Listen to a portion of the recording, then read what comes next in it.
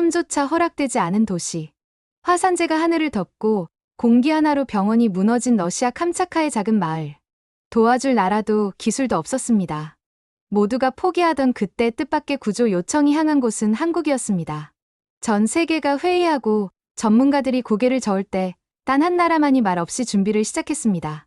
도대체 한국은 어떻게 한 번도 경험해본 적 없는 대기 재난 속에서 한 도시의 숨을 되살려냈을까요? 그리고 왜 그곳 사람들은 끝내 이렇게 고백하게 된 걸까요? 시청자분들의 귀한 1초. 구독과 좋아요, 알림 설정이 영상 제작에 큰 힘이 됩니다. 지금부터 시작합니다. 끝까지 시청 부탁드려요. 저는 이리나입니다. 러시아 캄차카 반도 끝자락 코즐레브스크라는 외딴 마을에서 내과의사로 살고 있어요. 전력도 자주 나가고 물도 아침마다 끓여 마셔야 하는 곳이지만 적어도 아이들과 웃으며 인사하는 일상은 평화로웠습니다. 7살 된 딸 안나는 저와 함께 진료소에서 시간을 보냈고 매일 저녁이면 오늘도 잘 버텼다는 말로 하루를 마무리했죠. 그날 오후 하늘은 이상하게 붉었고 땅이 아주 잠깐 떨리는 걸 느꼈습니다. 처음엔 또 지진인가 했어요. 하지만 이건 달랐습니다. 진료소 유리창이 갑자기 흔들리더니 창문 사이로 미세한 가루들이 들이치기 시작했거든요. 본능적으로 안나를 품에 안고 안쪽 진료실로 뛰어들었습니다. 몇 초 뒤 사이렌이 울렸습니다. 짧고 날카로운 경고음이 아닌 저음으로 길게 끊이지 않는, 제가 살아오며 들어본 적 없는 소리였습니다. 밖은 이미 온통 회색이었습니다. 눈처럼 쌓이는 건 흰 눈이 아니라 날카로운 입자의 화산재였고요. 하늘은 금방 어두워졌고 진료소 유리창은 누렇게 변하기 시작했어요. 그 순간 전기가 나가고 모든 장비가 꺼졌습니다. 보일러도 멈췄고 냉장고 안 인슐린은 점점 온도를 잃어갔죠. 진료소 문을 두드리던 마을 사람들이 하나둘 쓰러져 들어왔습니다. 호흡 곤란, 눈 따가움, 구토, 마스크를 쓴 사람조차 증상을 피하지 못했습니다. 전화도 인터넷도 라디오도 모든 연결이 끊겼습니다. 처음엔 이게 단순한 화산재 낙하라고 생각했어요. 몇 시간만 버티면 되겠지, 구조대가 올 거야, 그렇게 믿었죠. 하지만 점점 숨 쉬는 것 자체가 고통이 됐습니다. 제가 폐로 들어오는 느낌, 입안이 마르고 혀끝이 아프고 안나조차 계속 기침을 했습니다. 엄마, 목이 간지러워, 공기가 따가워. 아이가 그렇게 말할 때마다 전 아무 말도 해줄 수 없었어요. 진료소 안은 점점 혼란에 빠졌습니다. 비상 산소통은 이미 절반이 비었고 아이용 흡입기는 전원이 나간 뒤론 쓸 수 없었습니다. 수건에 물을 묻혀 코를 감싸주고 빨래통에 젤을 씻어내며 버텼지만 계속되는 침묵과 어둠 속에서 저는 무력감에 사로잡혔습니다. 괜찮아, 곧 누군가 올 거야. 그렇게 말했지만 제 목소리엔 힘이 없었습니다. 제 손끝조차 떨리고 있었으니까요. 한때 모스크바 대학병원에서 근무했던 제가 이런 상황에서 아이 하나 지키기 위해 아무것도 할 수 없다는 사실이 믿기지 않았습니다. 창밖을 보니 아무도 없었습니다. 마을 전체가 사라진 듯 고요했고 남아있는 건 붉게 변한 하늘과 제가 쌓인 도로, 그리고 멈춰버린 시간뿐이었어요. 어두운 진료실 안, 딸이 제 손을 꼭 잡고 속삭였습니다. 엄마, 우리 죽는 거야? 그 말을 듣는 순간 제 숨이 멎는 것 같았어요. 아니, 진짜로 공기가 너무 탁해서 정말로 숨이 멎을 것 같았습니다. 바깥은 도시가 아니라 지옥처럼 보였고 그 안에 갇힌 우리가 무언가를 기다리고 있다는 사실이 더욱 공포스러웠습니다. 그날 이 도시는 분명히 숨을 멈췄습니다. 숨 쉬는 것조차 허락되지 않는 장소, 소리조차 화산재에 묻혀버린 공간. 저는 그날 처음으로 깨달았습니다. 숨이란 게 이렇게 무거운 일이 될 수도 있구나 하고요.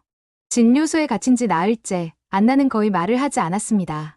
간헐적으로 작동하던 위성 라디오마저 침묵했고 환자들은 매일 줄어드는 산소와 싸우고 있었어요. 한밤중 NGO 간호사 한 명이 위성 전화를 통해 짧은 소식을 전해왔습니다. 모스크바 긴급회의 끝났어요. 정부 대응은 불가능으로 공식 발표됐어요. 저는 잠시 말이 나오지 않았습니다. 우리가 그냥 남겨졌다는 뜻이었거든요. 하지만 그녀는 이어서 말했습니다. 그런데 한국이 움직였대요. 환경부하고 WHO 공동기술협약 아래 대응단 파견이 결정됐대요. 저는 순간 웃음이 나올 뻔했습니다. 한국이요? 지금 이 상황에? 농담처럼 들렸어요. 그 나라가 기술 강국인 건 알지만 이건 화산재라고요. 미세먼지 정도가 아니에요. 공기 전체가 질식 상태인데 그걸 어떻게 해결한다는 거죠? 사흘 뒤 마을 외곽 페트로파블롭스크 공항에 정체불명의 장비들이 실렸다는 소식이 전해졌습니다. 이름은 서울형 복합대응 시스템, 고압 흡입, 차량, 이동형 정화탑, 상공용 환경 드론, 실내 음압형 대응 키트까지 4가지 구성. 무슨 말인지 정확히는 몰랐지만 평생 병원에 있었던 제 눈엔 그건 최소 10년 이상 준비된 시스템이란 게 느껴졌습니다. 그리고 이른 아침, 드디어 그 장비들이 마을에 도착했습니다. 눈 덮인 도로를 따라 조용히 진입해온 흰색 차량들. 군용도 응급차도 아니었어요. 하얀 차체엔 파란색 마크가 선명하게 찍혀 있었습니다. 대한민국 환경대응센터 처음 보는 로고였습니다. 차량만 온 게 아니었어요. 트레일러에 실린 거대한 실린더 형태의 고정식 정화탑, 그리고 기체 같은 장비를 품은 사람들. 그들은 조용히 움직였고 한마디의 설명도 없었습니다. 주민들은 혼란스러워했어요. 어떤 사람은 웃었고 누군가는 비웃었습니다. 한국에서 무슨 공기청소기를 보냈다고? 장난하나? 저도 그 말을 들으며 괜히 심장이 불안해졌습니다. 정말 괜찮은 건가? 그런데 이상하게도 그 사람들은 자신감이 아니라 익숙함 같은 걸 갖고 있었어요. 이 상황이 낯설지 않은 듯한 표정이었달까요. 그때 진료소 앞에 와 있던 기술자 한 명이 문을 두드렸습니다. 그는 자신을 서울에서 왔다고 소개했고 가방에서 작은 패드를 꺼내 보이며 이렇게 말했습니다. 지금 병원 내부 공기 흐름을 측정하고 싶습니다. 서울에서는 비슷한 조건의 대응을 반복해왔습니다. 저는 의심 반, 기대 반으로 병원 구조를 설명해줬습니다. 그는 진지하게 고개를 끄덕이며 말했습니다. 저희가 가져온 시스템은 단순한 장비가 아닙니다. 서울이 20년간 미세먼지, 황사, 화학물질 유출 사고에 대응하며 축적한 모델이에요. 이 시스템은 현장 자가 진단, 입자 구조 분석, 실시간 데이터 공유, 알고리즘 기반 동기화 작동으로 돌아갑니다. 그 설명을 듣고 저는 묻지 않을 수 없었습니다. 그건 미세먼지 대응이잖아요. 여긴 화산재예요. 성분이 다르고 입자도 훨씬 큽니다. 그는 고개를 끄덕이며 이렇게 말했어요. 그래서 저희는 장비를 고치는 게 아니라 경험을 가져옵니다. 서울은 공기 하나도 스스로 싸워야 했던 도시였습니다. 이건 장비가 아니라 살아남기 위해 만든 방식입니다. 그 말이 이상하게 마음에 남았습니다. 처음에는 웃을 뻔했던 그 시스템이 어느새 눈앞에서 진지하게 움직이기 시작했거든요. 차는 멈췄지만 드론이 떠올랐고 탑은 서서히 돌아가기 시작했고 진료소 창밖엔 흐릿한 바람이 조금씩 맑아지고 있었습니다. 저는 그걸 바라보며 생각했어요. 이건 구조가 아니라 재현이구나. 살아남은 도시가 또 하나의 도시를 숨 쉬게 만들려 하고 있는 거구나. 그날 밤 진료소 복도엔 오랜만에 사람들의 발소리가 들렸습니다. 서울에서 왔다는 기술자 중 한 명이 다시 찾아왔어요. 이름은 정인호, 낮에 잠깐 마주쳤던 남자였습니다. 그는 여전히 마스크를 쓰고 있었지만 눈빛은 차분했고 제가 기억하는 의사들과는 어딘가 달랐습니다. 말보다 관찰을 먼저 하는 사람이었어요. 지금 병원 내부 공기 순환을 조정하려고 합니다. 그는 그렇게 말하며 가방에서 장비 하나를 꺼냈습니다. 무선 패널처럼 보이는 그것은 벽에 붙이자마자 내부 공기 흐름을 시각화하기 시작했습니다. 센서가 공간 내 입자 농도, 기류 방향, 정체 구간을 자동으로 계산해서 화면에 띄우고 있었어요. 저는 잠시 말을 잃었습니다. 이게 실시간 측정이에요? 그는 고개를 끄덕이며 설명했습니다. 서울에선 이런 대응이 표준화돼 있습니다. 병원, 지하철, 학교 등 모든 실내 공간이 입자 시뮬레이션 기반으로 재난 시 자동 분석되도록 설계돼 있거든요. 그 말을 듣고 저는 처음으로 서울이란 도시를 다르게 보기 시작했어요. 매년 봄마다 한국 뉴스에 나오던 미세먼지, 비상조치 발령이 단지 환경 문제가 아니라 이렇게까지 체계화된 생존 시스템의 일부였다는 사실이 낯설고 놀라웠습니다. 하지만 여기 쟤는 다르잖아요. 황사가 아니라 화산재예요. 이건 그냥 흡입으로는 안 되죠. 제가 그렇게 물었을 때 그는 조용히 대답했습니다. 맞습니다.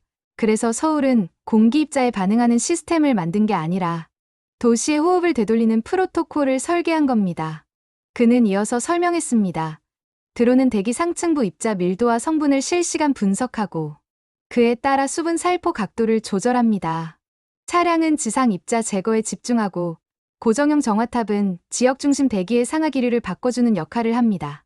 그리고 병원은 임시 음압 패널을 통해 외부 공기와 내부 공기의 유입을 차단하고 있었습니다. 그 말들을 듣고 저는 생각했습니다. 이건 단순한 장비가 아니었어요.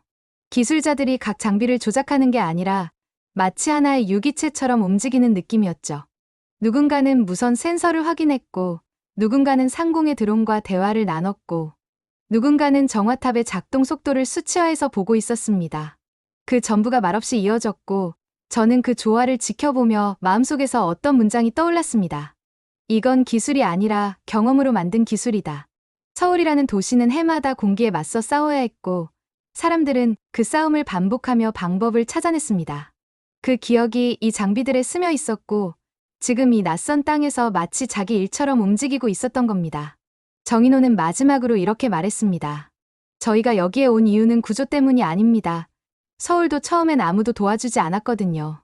우리는 그때를 기억합니다. 그래서 그냥 경험을 가지고 온 겁니다. 그 말을 듣고 저는 더는 아무 말도 할 수 없었습니다. 이곳의 공기는 여전히 따갑고 환자들은 여전히 힘겹게 숨을 쉬고 있지만 마음속에선 처음으로 아주 작은 온기가 생기고 있었어요. 누군가가 이 고통을 이미 견뎌낸 적이 있다는 것, 그리고 그 사람들이 지금 여기에 있다는 것만으로요. 다음 날 아침, 마을 게시판 앞엔 누가 붙인 종이가 있었습니다. 한국 장비 재난 대응 아닌 외교 제스처. 누군가는 그걸 보며 킥킥 웃었고, 또 누군가는 도대체 왜 그 먼 데서 이 먼 곳까지 온 거지? 하고 의심을 품었어요. 솔직히 저도 그랬습니다. 한국이 기술 강국이라지만 지금 이 마을은 화산재로 완전히 질식한 상태였거든요. 전기도, 물도, 도로도 끊긴 곳에 무슨 공기 청소기로 뭘 하겠다는 건지 이해할 수 없었어요. 마을 방송국 기술 해설자는 그날 오후 생방송에서 말했습니다. 서울형 시스템은 PM25 기준에 맞춘 장비입니다. 화산재처럼 고온, 고밀도, 고질량의 입자엔 부적합하죠. 그 말은 금세 퍼졌습니다. SNS엔 정치쇼, 지금 필요한 건 군대지 기술이 아니야 같은 말이 넘쳐났고요. 하지만 오후 3시 상황이 변하기 시작했습니다. 고정형 대기 정화탑이 진료소 광장 중앙에 세워졌습니다. 높이 4.5m, 실린더 구조의 이 장치는 상부에서 상공 공기를 흡입하고 내부 다단 필터를 거쳐 정화된 공기를 하부로 내뿜는 구조였습니다. 동시에 드론 4대가 상공으로 떠올랐고, 한 대는 기류 측정, 2대는 화산재 입자 분석, 1대는 수분 살포를 담당하고 있었습니다. 하늘을 보던 사람들은 이상함을 느꼈을 겁니다. 뿌옇던 재가 아주 미세하게, 그러나 확실히 가라앉기 시작했거든요. 그리고 차량, 우리가 처음 봤던 그 하얀 대응 차량은 광장. 가장자리에 정차한 채 고정식 흡입 장치를 펼쳤습니다. 차량 하단부에서는 강제 기류를 일으켜 지면 근처 입자를 빨아들였고, 그 공기는 외부 장착된 필터를 통과해 실시간으로 처리됐습니다. 사람들은 놀란 얼굴로 장비를 지켜봤습니다. 저게 돌가루를 흡입하고 있다고? 누군가 그렇게 말하더군요. 그보다 인상 깊었던 건 진료소 아니었습니다. 기술자들은 병원 외벽의 일부를 개조해 임시 음압 시스템을 설치했습니다. 외부보다 내부 기압을 낮춰 오염된 공기가 안으로 들어오지 않게 만든 거죠. 원래는 중환자실에서나 쓰던 구조였는데 이걸 이렇게 급조해서 설치할 수 있다니 저는 혀를 내둘렀습니다. 시청 옥상에 설치된 대기질 센서망 수치가 처음으로 오염, 고도에서 위험 등급으로 떨어졌다는 소식이 전해졌을 때 사람들은 말이 없었습니다.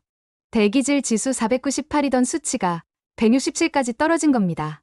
처음으로 하늘이 조금 보였고 마스크를 잠깐 벗어본 아이는 공기가 좀 안 따가워라고 말했습니다. 방송국 기자가 진료소 앞에서 생방송을 시작했습니다. 이 시스템은 서울에서 해마다 반복된 비상 대응을 기반으로 만들어졌습니다. 고정식 정화탑, 상공, 드론, 차량형 흡입, 실내 음압 시스템. 지금 그 모든 장치가 하나의 네트워크처럼 작동 중입니다. 그리고 정인호 기술자는 기자의 마이크를 잠시 받아 이렇게 말했습니다. 우리는 말로 설득하지 않습니다. 수치로 보이게 하죠. 그 순간 저는 정말로 숨을 들이마셔 봤습니다. 미세하지만 공기가 맑았습니다. 그리고 그 맑음은 누군가의 자랑이 아니라 살아남기 위한 증거처럼 느껴졌습니다. 다음 날 아침 저는 눈을 떴을 때 뭔가 달라졌다는 걸 바로 느꼈습니다. 창문을 가리던 뿌연 막이 조금 연해졌고 안나의 기침 소리도 줄어들었어요. 아직 모든 게 멀쩡하다고 말할 순 없었지만 확실히 어제와는 공기의 결이 달랐습니다. 진료소 안쪽 온도도 1도 이상 떨어져 있었고 습도가 조금 높아졌다는 게 느껴졌어요. 그것만으로도 숨 쉬는 게 훨씬 수월해졌습니다. 밖으로 나가보니 광장에는 사람들이 조심스럽게 모여들고 있었습니다. 여전히 마스크를 쓴 채였지만 모두 뭔가를 확인하고 싶어하는 얼굴이었어요. 누군가는 휴대폰으로 대기질 앱을 보고 있었고, 누군가는 공기 냄새를 맡으며 조심스럽게 말했습니다. 오늘은 숨쉬기 너무 좋은 것 같아. 실제로 정화탑은 여전히 돌아가고 있었고, 드론은 하늘에서 위치를 바꿔가며 입자 흡수와 살수를 반복하고 있었어요. 기술자들은 차근차근 상황을 분석하고 있었지만 시민들의 반응은 기술 수치보다 더 빨랐습니다. 시청 앞에서 한 아이가 처음으로 마스크를 벗었고 다른 아이들도 따라하기 시작했죠. 그때 마을 라디오 방송이 다시 살아났습니다. 지지직거리는 소리 속에서 들려온 첫 멘트는 이런 말이었어요. 이곳 캄차카 코즐레브스크의 대기질 지수가 100위까지 떨어졌습니다. 6일 만의 기록입니다. 평균 습도는 63%, 복합 대응 장비의 효과가 명확하게 드러나고 있습니다. 방송을 듣던 누군가는 조용히 박수를 쳤고 또 누군가는 눈시울을 붉혔습니다. 진료소 앞 의자에 앉아있던 저는 문득 안나의 얼굴을 바라봤어요. 엄마, 오늘은 코가 안 따가워. 그 말에 저는 아무 말도 못했습니다. 그냥 고개만 끄덕였어요.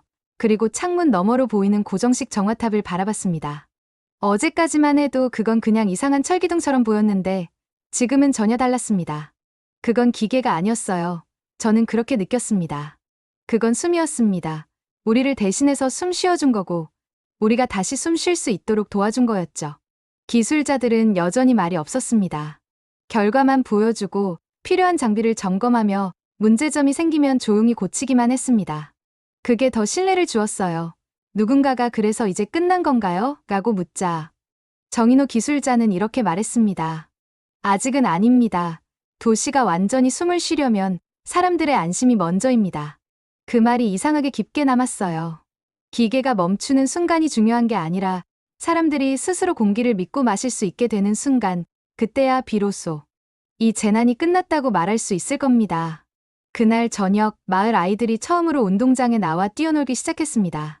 흐린 하늘 아래에서도 누군가는 웃고 있었고 누군가는 처음으로 사진을 찍었습니다.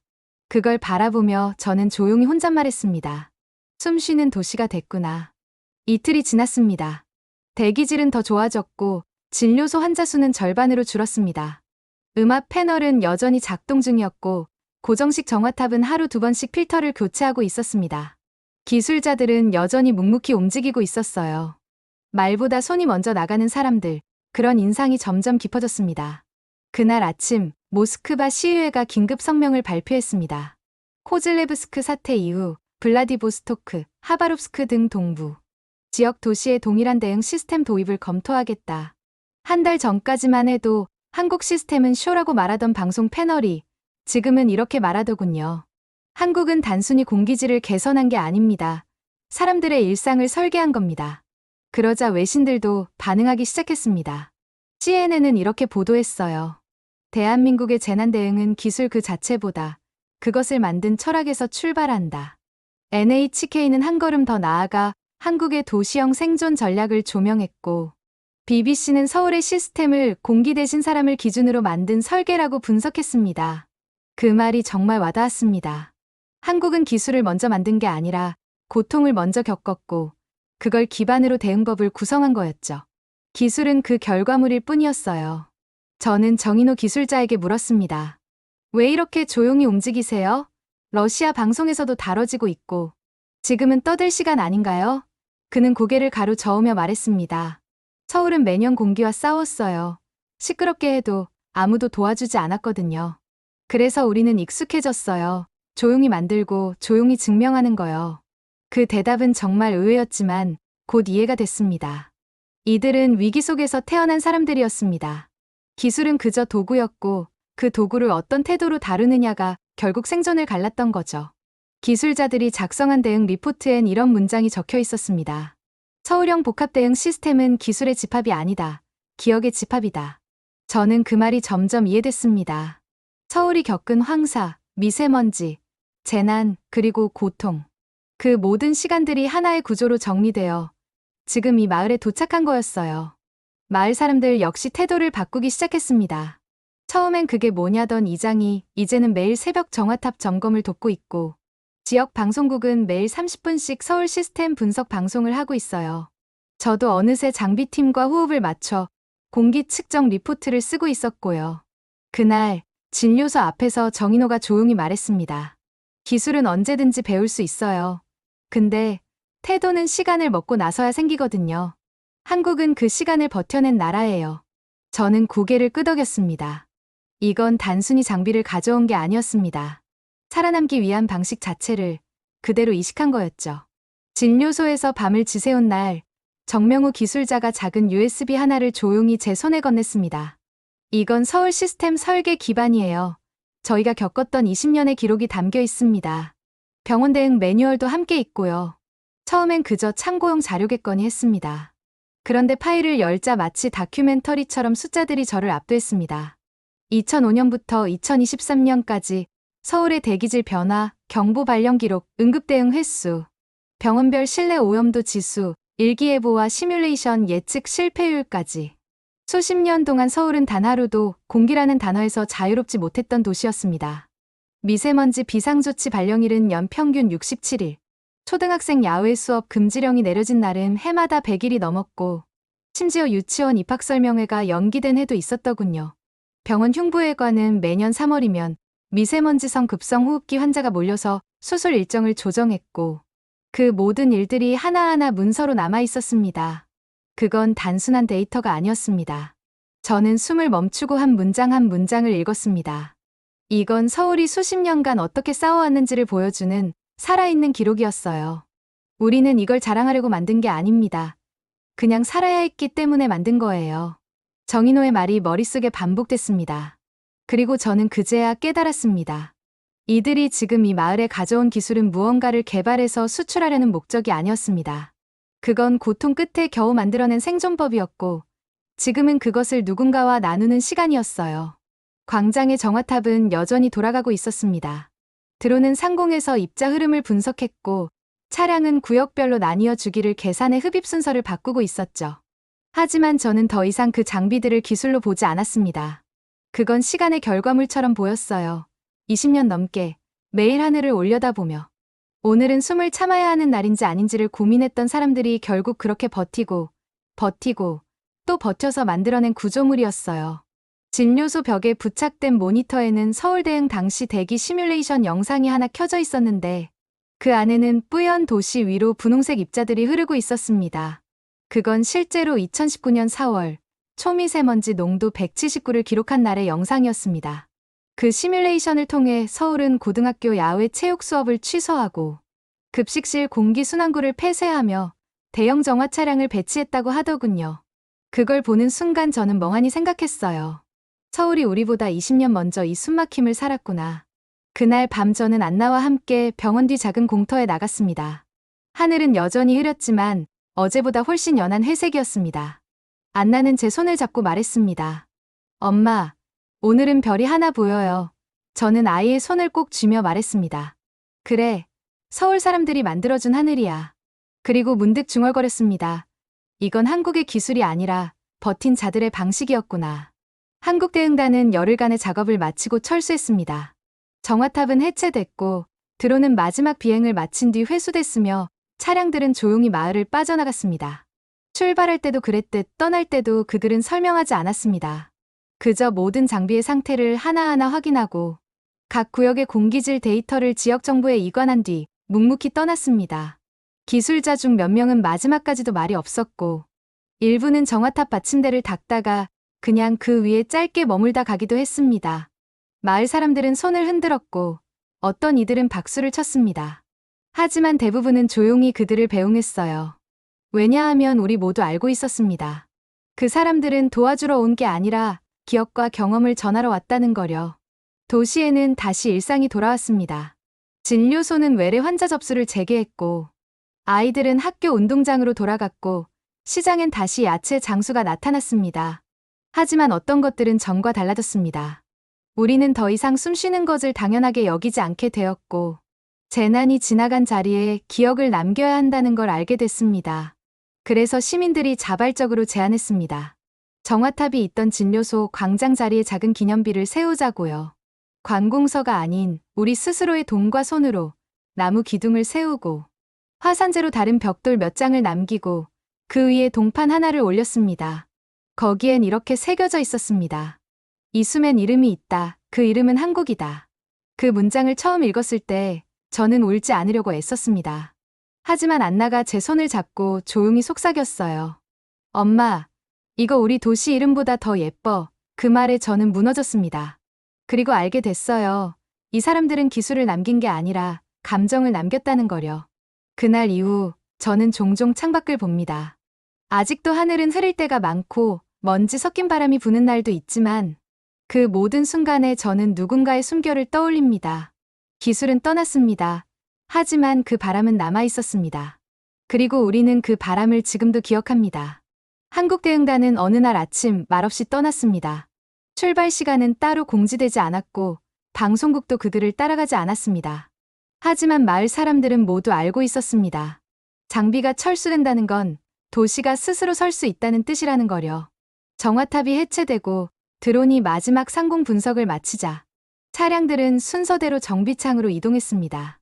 모든 기록은 USB와 온라인 리포트 형태로 남겨졌고 진료소에는 소형 공기 모니터 하나가 설치된 채였습니다. 더는 필요하지 않았지만 그 장치는 우리가 잊지 않게 만들었습니다. 그날 우리가 어떤 공기를 마셨는지를요.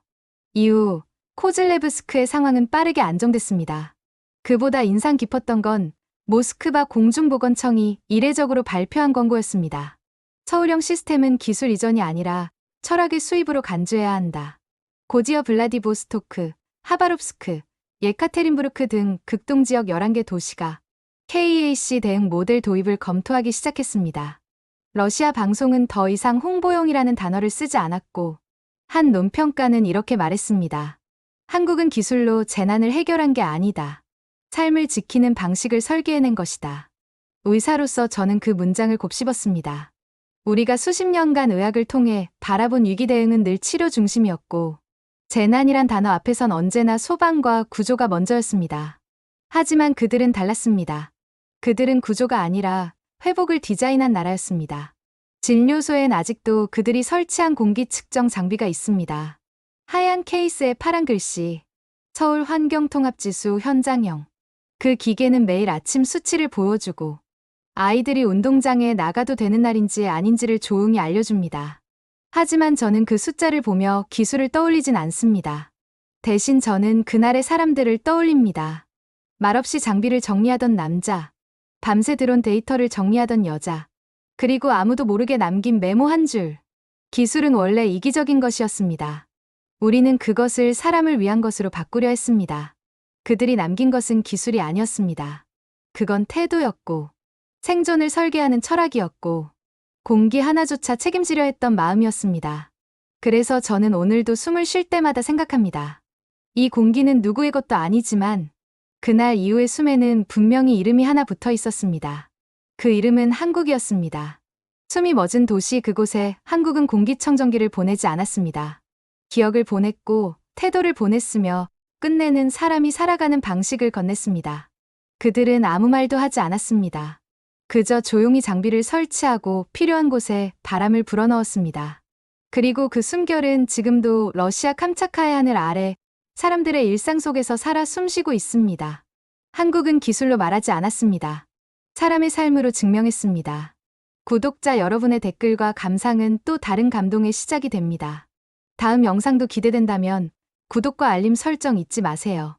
감동한 송이는 매일 아침 당신의 하루에 따뜻한 이야기를 더합니다.